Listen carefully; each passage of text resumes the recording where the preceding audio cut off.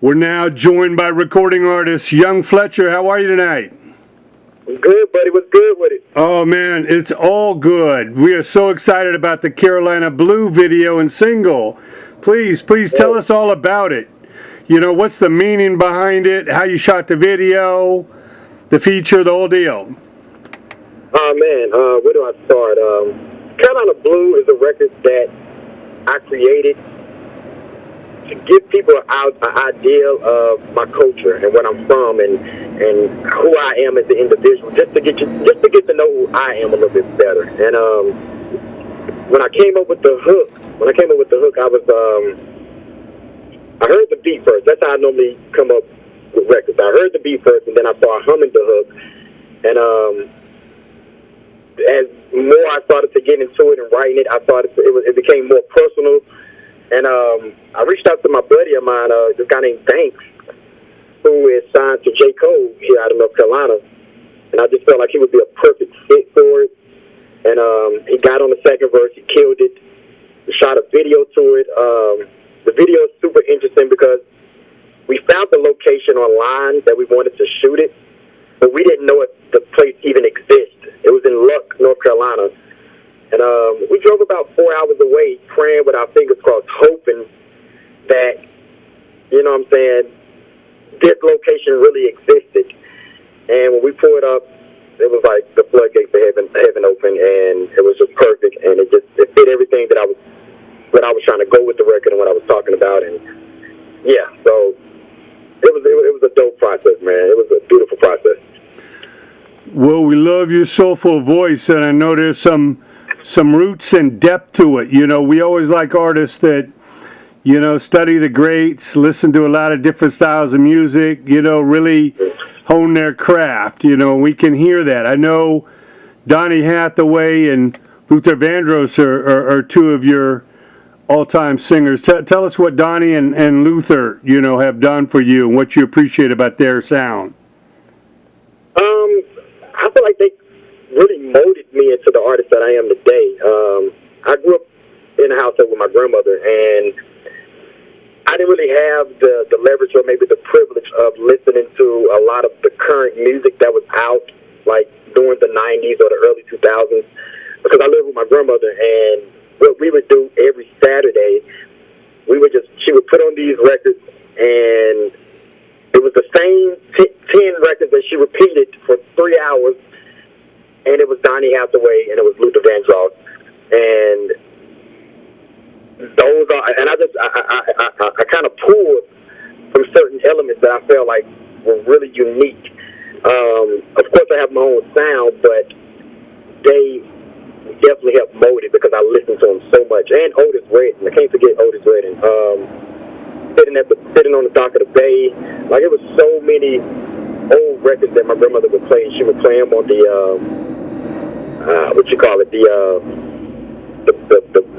it was albums then, and she had this old album player, and that's what we listened to. So they molded me, and the older I got and I was able to kind of start listening to other music, I found myself going back and listening to the Otis Redding, the Luther Vandross, the Donny Hathaway, and just kind of implementing it into today's music. And it kind of created this soulful, modern sound that kind of made me who I am today, you know?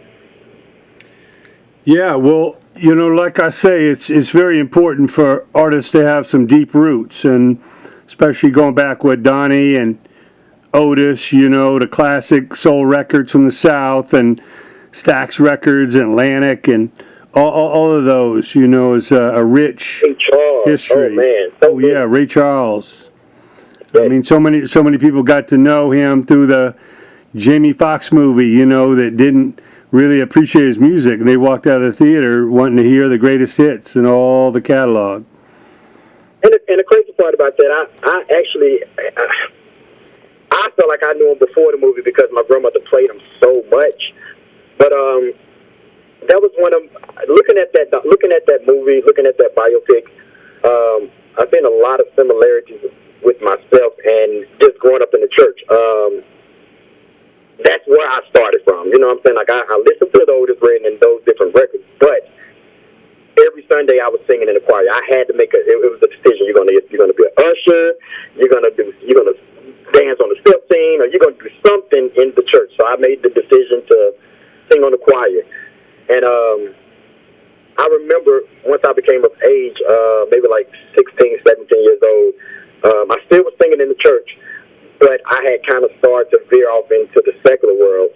And it was so hard switching the sound from the gospel and keeping it straight with R&B. You know what I'm saying? So looking at the biopic with Ray Charles, I noticed like a lot of his music had that gospel, you know, the organ sounds and all of that behind it, and that was a problem for a lot of people. And I know when I made that transition, that was a major problem for me. I didn't know how to separate it, and even today, a lot of my roots come from the gospel. It comes from singing in church. So, yeah. Yeah. Well, so many of the greats definitely have that in their DNA. But I know you listen to a lot of different styles of music. You know, it's important to have a wide palette, you know, some deep roots and some wide tastes. You know, it's like you don't want to eat the same food every meal, you know. Exactly. Tell us about, you know, listening to some great rock singers, or, you know, some country or some pop singers that also kind of add to your, you know, your palette. Definitely. Like I said before, you know, Chris Cornell, I listen to him. I love listening to country music.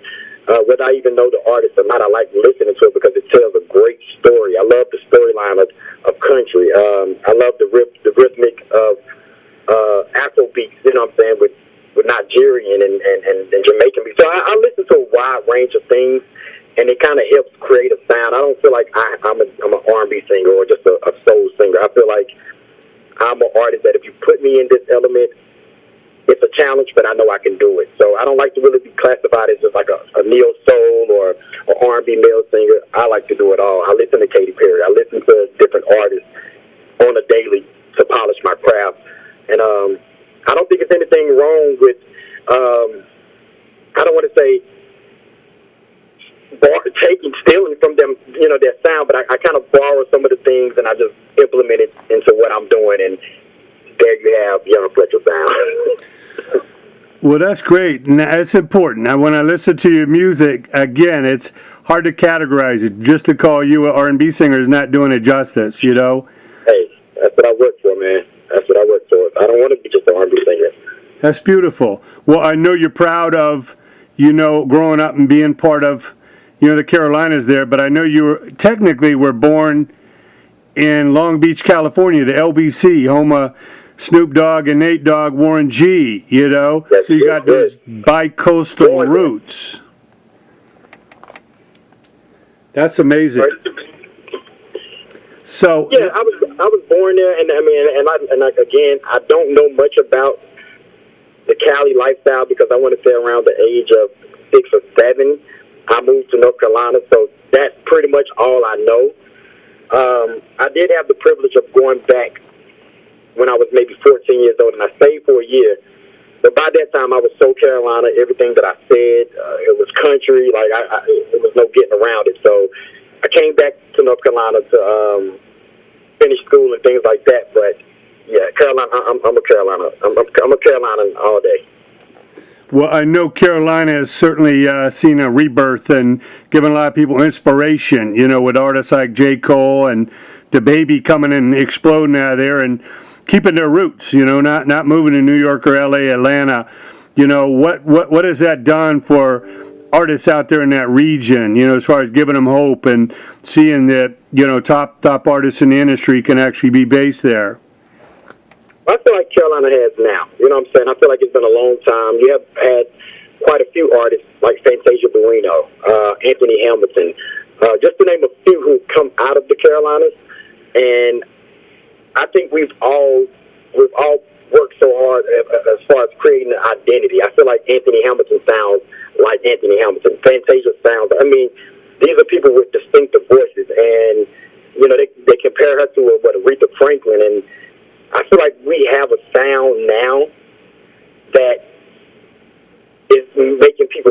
expansion. I mean, the baby came and opened up doors, and when it comes to the urban department, J.Cole had been doing his thing, but the baby really came and created a whole new sound, a whole new environment, and I really think because of the baby, because of J.Cole, Fantasia, people are now paying attention to us. It's not just it's people that can sing over there or they country. They really pay attention and they take us serious. So it's done a lot for the culture here. It's done a lot for the up-and-coming artists around here.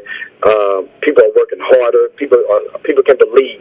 You know what I'm saying? Before we were just believing and praying and hoping, but now we see light at the end of the tunnel, seeing that our peers, the people that we were working with or we work with, make it, in a sense, you know? Well, I know Carolina Blue is not only the new single and video, but it's the first taste of a full-length, project. Talk about what we can expect, coming on the songs from this release. Right now, I'm in the process of working on my EP. I haven't even really got, the idea of what I want to name it or anything, but 10/10/2020 is the date that we're shooting for.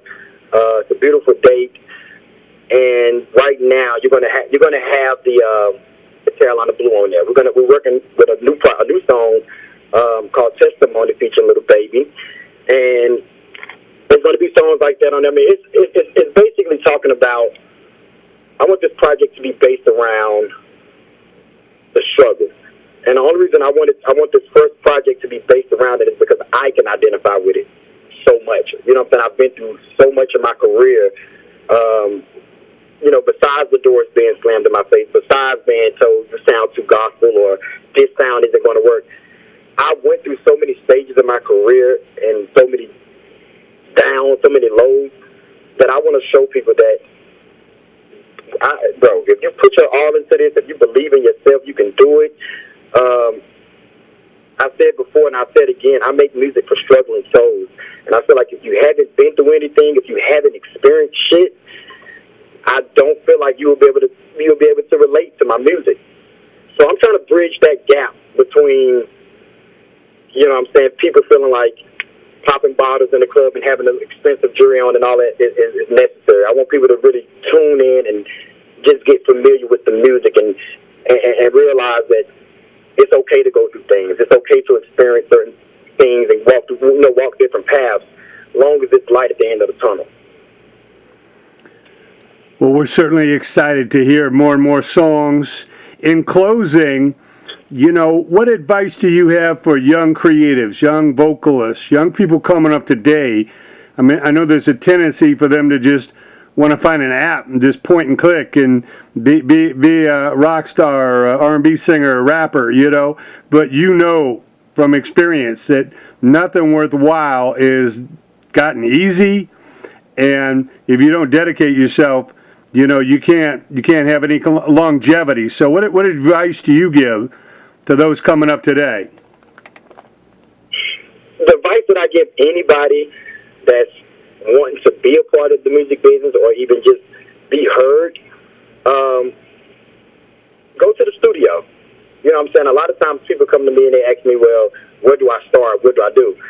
Get in the studio. You know what I'm saying? You got to lay your ideas down. You got to get in there. You got to let that creativity flow. And every walk is going to be different. So you can't look at a certain individual walk and think that because they're doing it this way, it's going to work for you. So just keep pushing. Don't give up. Stay focused. Be prepared to be told no. Understand that it's a journey, and I feel like it's a test. And for me, that's what my whole career has been. It's been a test. I felt like what took years to only take seconds to destroy. So I've carefully placed myself in certain situations. It's easy for someone to come and wave a contract in your face. Make sure your business is on point.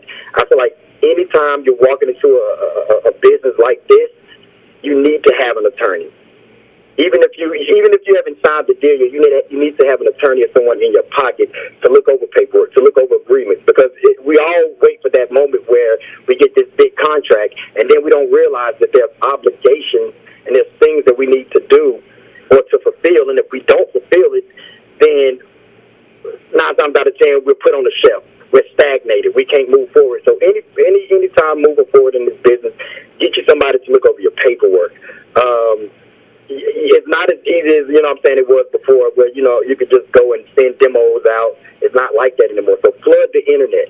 It's not like you said before, where you could just push a button and you think you can get on. No, it's like you got to flood the internet with music. You want to just keep flooding the internet. Stay consistent. That's one of the things that I've had a hard time doing, staying consistent, because you let life get in the way. You know what I'm saying? Things happen and you get distracted. But staying focused and being consistent, in my opinion, is like the only way you'll be heard in this music business. So that's my advice to anybody trying to get out there and get on. Well, we won't hold you up any further. I know you're anxious to get to the studio tonight, knock out some more great songs for this EP, all coming soon. So click the link below to check out the Carolina Blue video and hot single by Young Fletcher, and check out his music now. Get it on Spotify, get it on Apple. He is distributed worldwide by the giant Sony Orchard, conglomerate. We appreciate your time, Fletcher. We will talk to you real soon. Thank you. Appreciate it.